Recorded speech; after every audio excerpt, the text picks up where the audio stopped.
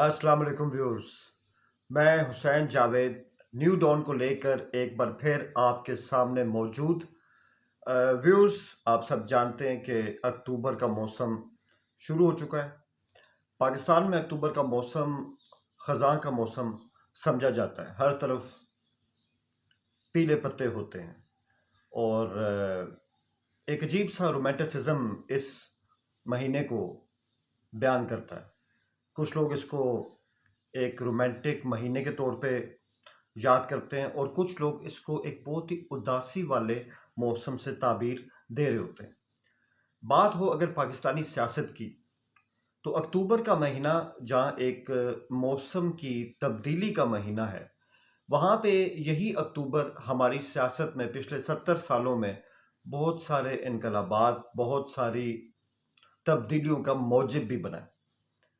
और ये सरबस्ता राज़ों का महीना भी कहा जा सकता है जब बात हमारी सियासत के हवाले से हो। ऐसी ही एक कोशिश आज हम कर रहे हैं कि पाकिस्तानी सियासत में अक्टूबर का महीना इतना पुरस्रार रंग लिए क्यों होता है।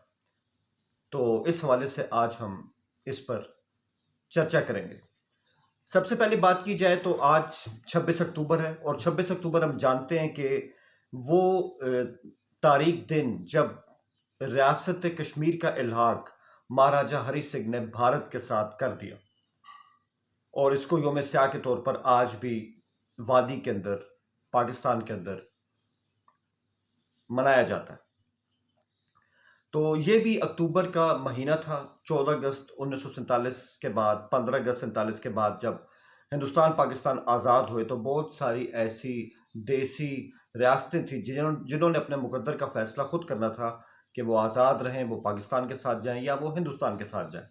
महाराजा हरी सिंह एक मुस्लिम अक्सरती रियासत के हिंदू हुक्मरान थे और वो अपनी रियासत की आज़ादाना हैसियत चाहते थे, मगर उनको अपनी मुस्लिम जो उनकी आबादी थी उसकी हिमायत हासिल नहीं थी। ऐसे में हम ये देखते हैं कि एक मुनज़्ज़म सोचे समझे मंसूबे के तहत जम्मू के अंदर मुसलमानों का कत्लेआम शुरू होता है। और जब जम्मू की बात होती है तो ये जम्मू शहर की सिर्फ बात नहीं होती, ये जम्मू के इलाके हैं, सांबा है, कठुआ है, जम्मू सिटी है, उधमपुर है। तो यहाँ पे मुसलमानों का कत्लेआम होता है और बरतानवी अखबारात के मुताबिक 2 लाख से ज़्यादा मुसलमान शहीद किए जाते हैं और 3 लाख के करीब जो जम्मू के मुसलमान थे वो सियालकोट की तरफ हिजरत कर लेते हैं। दूसरी जानिब श्रीनगर में बेयकीनी की सूरत हाल होती है और पाकिस्तान की जानिब से एक कबायली जत्था कश्मीर की सरहदों को अबूर करके वादी में दाखिल हो जाता है। मुजफ्फराबाद, मीरपुर, बाग के इलाके, नीलम के इलाके, उड़ी के इलाके और बारामूला तक ये लश्कर 24 अक्टूबर तक काबिज हो जाता है। अब ये सूरत हाल बहुत ज़्यादा अलार्मिंग थी। महाराजा हरी सिंह इन हालात से घबरा के जम्मू फरार हो जाते हैं और लग ऐसा रहा होता है कि अब श्रीनगर गया या अब गया, लेकिन कुछ पुरस्रार वजूहात की बिना पर ये जो कबायली जत्थे थे ये 24 और 25 अक्टूबर को बारामूला फतह करने के बाद श्रीनगर की जानिब नहीं बढ़ते और हिस्टोरियंस के मुताबिक लूट मार में इनमें से कुछ अफराद मसरूफ़ हो जाते हैं। यूँ बहुत अहम टैक्टिकल लॉस होता है इन कबायलियों को। इतने में महाराजा हरी सिंह बहुत ज़्यादा दबाव का शिकार होते हैं और उनकी फ़ौज इस कबायली लश्कर के सामने बिल्कुल नाकाम हो जाती है, पत्तों की तरह बिखर जाती है। तो ऐसे में होता क्या है कि मजबूरन उनको भारतीय हुकूमत के साथ रियासत का इल्हाक करना पड़ जाता है, क्योंकि जब वो भारत से फ़ौजी मदद मांगते हैं तो वहाँ से उनको यही जवाब आता है कि जब तक आप भारत के साथ इल्हाक नहीं करेंगे कश्मीर का, भारत इस मामले में नहीं पड़ेगा। और मजबूरन महाराजा हरी सिंह इल्हाक की दस्तावेज पे साइन करते हैं। 27 अक्टूबर को भारतीय फौजें श्रीनगर में लैंड करती हैं। कबायली अभी तक श्रीनगर नहीं पहुंचे होते हैं और यहाँ से हम देखते हैं कि एक लंबी तारीख रात स्टार्ट होती है जो कश्मीर के हवाले से आज भी जारी है। कबायलियों ने बारामूला में 2 दिन ज़ाया क्यों किए?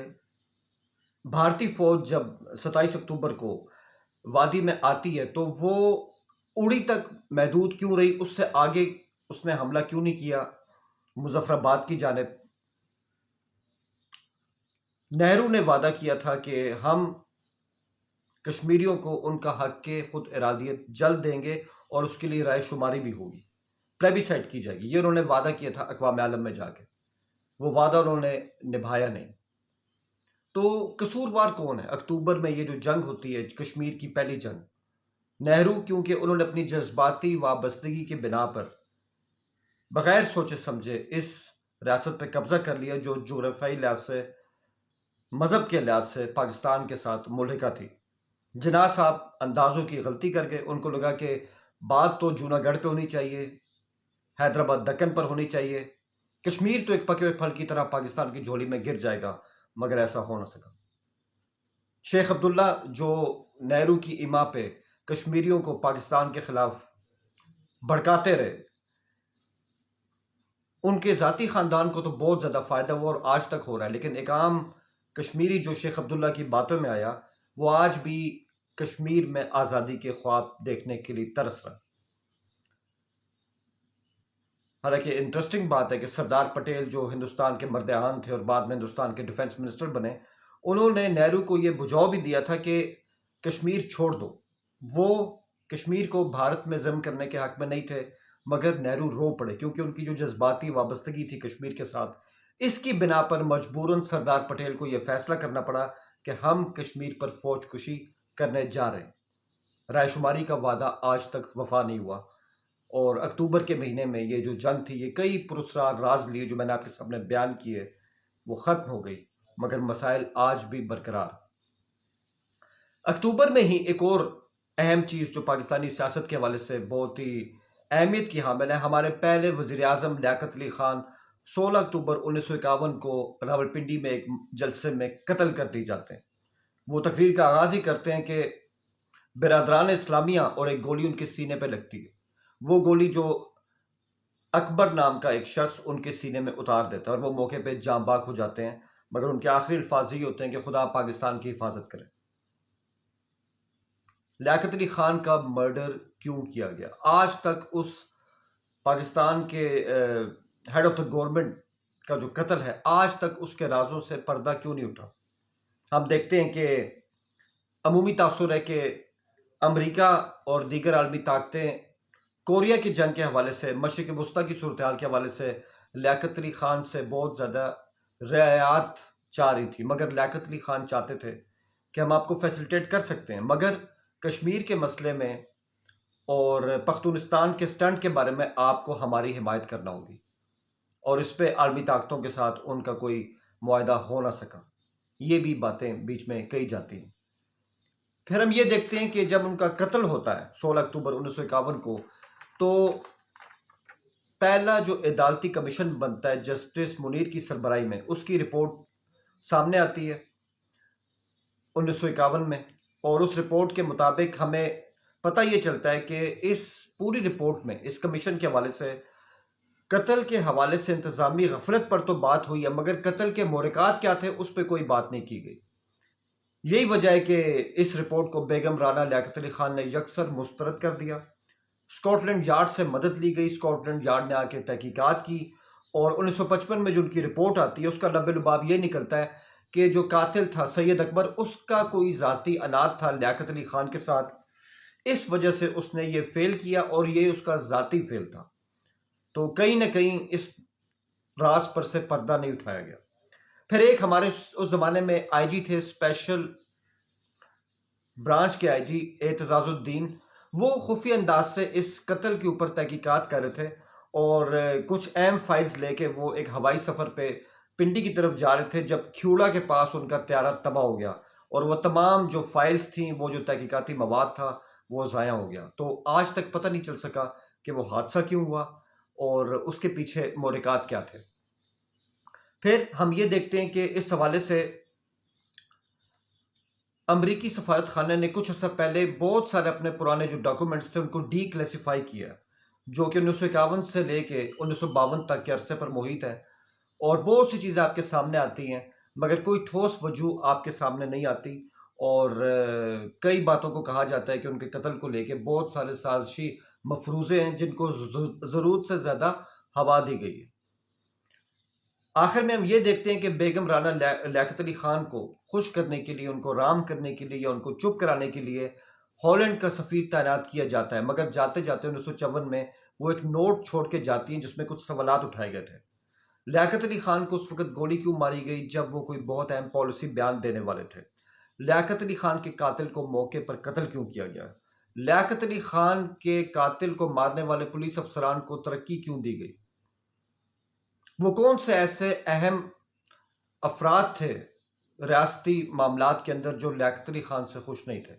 مگر آج تک ان سوالات کے اوپر سے کبھی بھی پردہ اٹھایا نہیں گیا، اور اکتوبر کے مہینے میں یہ راز بھی اکتوبر کی خزاں کے ساتھ گم ہو گیا۔ پھر ہم بات کرتے ہیں پہلا مارشل لا 1958، 7 اکتوبر۔ جنرل ایوب خان پاکستان کے ملٹری چیف دارالحکومت کراچی میں آ کے سکندر مرزا سے ملتے ہیں اور کہتے ہیں کہ کیا سر آپ نے آخری فیصلہ کر لیا؟ کیا ہم مارشل لا کی طرف جا رہے ہیں؟ کیا یہ اقدام صحیح رہے گا؟ سکندر مرزا کہتے ہیں کہ بالکل یہ ایک صحیح اقدام ہے، اس کے علاوہ کوئی چارہ نہیں ہے۔ اور یوں 7 اکتوبر 1958 کو پاکستان پہلا مارشل لا اس کے اثرات سے بچ نہیں پاتا اور اس کا شکار ہو جاتا ہے۔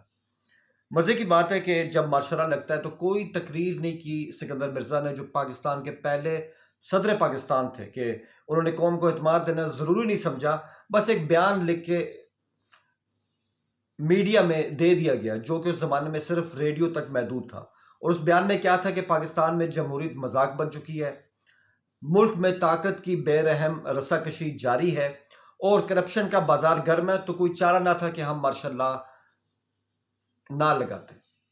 حالانکہ یہ کہا جا رہا تھا کہ اگر یہ مارشل لا نہ لگتا تو 1956 کے آئین کے تحت ملک پہلے اپنے عام انتخابات 1959 کی جانب بڑھ رہا تھا، ہمارے عوام 1959 میں پہلا حق رائے دہی استعمال کر سکتے تھے، اور ایک انالیسس کیا جاتا ہے کہ اگر وہ انتخابات ہو جاتے 1959 میں تو نون، فیروز خان نون کا جو گروپ تھا اس کو اس میں کامیابی مل سکتی تھی، لیکن ہم نے دیکھا کہ ماشاء اللہ نے ان سب راستوں کو بند کر دیا۔ مزے کی بات ہے جب مارشل لا 7 اکتوبر کو لگا تو حالیہ چند دنوں میں ہی سکندر مرزا کو بطور صدر پاکستان یہ احساس ہوا کہ وہ تو خود اپنی طاقت کا گلا گھونٹ چکے ہیں۔ مارشل لا ایڈمنسٹریٹر کی حیثیت سے، فوج کے سربراہ کی حیثیت سے اصل اختیارات تو ایوب خان کے پاس ہیں، وہ تو اس کے رحم و کرم پر ہے۔ تو سکندر مرزا نے فوج کے اندر ساز باز کرنے کی کوشش کی کہ کسی طرح ایوب خان کو منظر سے غائب کیا جائے، مگر فوج اپنے چیف کے ساتھ کھڑی تھی۔ پاکستان کی خاتون اول ناہید مرزا، وہ بھی ان 20 دنوں میں 7 اکتوبر سے 27 اکتوبر کے بیچ میں کئی بار صدر پاکستان کو یہ تانا دیا کرتی تھی کہ تم خود اس شاخ پہ بیٹھے ہو جو کبھی بھی کٹ سکتی، ایوب خان کو راستے سے ہٹاؤ۔ مگر جب ایوب خان کو علم ہوا کہ ان کے پیچھے کیا کھیل کھیلا جا رہا ہے تو انہوں نے راست اقدام کے طور پہ 27 اکتوبر 1958 کو مارشل لا لگنے کے 20 دن بعد ہی سکندر مرزا کو چلتا کیا۔ آدھی رات کو ان کو ایوان صدر سے بے دخل کر کے پہلے کوئٹہ، اس کے بعد ان کو لندن بھیج دیا گیا۔ کہنے والے کہتے ہیں کہ جب سکندر مرزا ایوان صدر چھوڑ کے جا رہے تھے تو ناہید مرزا نے بہت ہی حیران کن انداز میں کہا باقی سب تو ٹھیک ہے لیکن میری ان بلیوں کا کیا ہوگا جو ایوان صدر میں رہ گئی؟ یعنی ملک کی فکر بالکل نہیں تھی، اپنی بلیوں کی فکر تھی۔ تو یہ مارشل لا کی پہلی تاریخ رات ہمیں اکتوبر کے مہینے میں ہی ملی۔ آخر میں بات کرتے ہیں 12 اکتوبر 1999۔ ہم سب جانتے ہیں کہ اکتوبر کا ہی مہینہ تھا، پاکستان کے army chief general Pervez Musharraf کو پاکستان میں داخلے سے روکا جاتا ہے، ان کو ہٹانے کے احکامات صادر کر دی جاتے ہیں، اور اس کے بعد کراچی ایئرپورٹ پہ جو ڈرامہ ہوتا ہے، پھر ان کا طیارہ وہاں پہ لینڈ کرتا ہے اور فوج مکمل طور پہ ٹیک اوور کر لیتی۔ کہا جاتا ہے کہ یہ سب کچھ 12 اکتوبر کو نہیں ہوا، اس کے پیچھے ایک پوری بٹر ہسٹری تھی کارگل کی جنگ کی، جس میں وزیر اعظم نواز شریف اور جنرل مشرف کے بیچ میں اختلافات ہوئے، اور دونوں میں سے کوئی بھی کارگل کو اون نہیں کر رہا تھا۔ مشرف صاحب کہتے تھے کہ پرائم منسٹر کے علم میں تھا کہ ہم یہ آپریشن کرنے جا رہے ہیں، جبکہ پرائم منسٹر کہتے تھے یہ سب کچھ مجھ سے بالا بالا ہو گیا۔ تو اختلافات کی ایک خلیج ان دونوں کے بیچ میں آ گئی، اور اس ٹائم کے تجزیہ کار اور اخبارات میں جو بھی اس زمانے میں تبصرے ہوتے تھے ان کے مطابق یہ سامنے آ رہا تھا کہ اب یہ ایک نہ ختم ہونے والا ڈیڈ لاک بن چکا تھا، اور مسئلہ یہ تھا کہ پہل کون کرتا ہے، کیا پرائم منسٹر آرمی چیف کو اٹھاتے ہیں یا آرمی چیف خود پرائم منسٹر کو ہٹا دیں گے؟ اور آرمی چیف اور پرائم منسٹر ذہن بنا چکے تھے کہ اب ہم ساتھ ساتھ نہیں چل سکتے، اور کہیں نہ کہیں جنرل مشرف نے ایک پیشگی اقدام کر دیا تھا کہ اگر ان کو منظر عام سے ہٹایا جاتا ہے تو فوج کا رد عمل اس حوالے سے کیا ہوگا۔ اور پھر ہم نے دیکھا کہ وہی ہوا جو جنرل مشرف نے چاہا، نواز شریف بے دخل ہو گئے، اور اگلے 9 سال پاکستان ایک دفعہ پھر آمریت کے شکنجے میں جگڑا گیا۔ مشاہد حسین سعید نے بہت اچھی بات کی 12 اکتوبر 1999 کے حوالے سے، جس کے بعد ہم سم اپ کرتے ہیں۔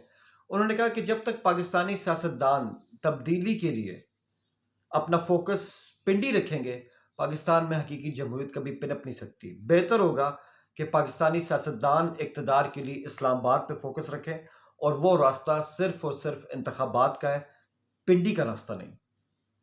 تو جیسے کہ میں نے شروع میں کہا کہ پاکستان میں اکتوبر ہمیشہ سے ایک پراسرار مہینہ رہا ہے۔ اس مہینے میں بہت ساری تبدیلیاں ہوئیں، بہت سارے سربستہ راز جن پہ آج بھی پردہ نہیں اٹھ سکا، اور شاید آگے بھی نہیں اٹھ سکے گا۔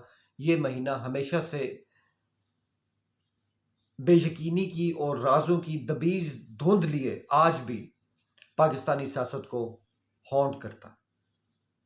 آل دا بیسٹ۔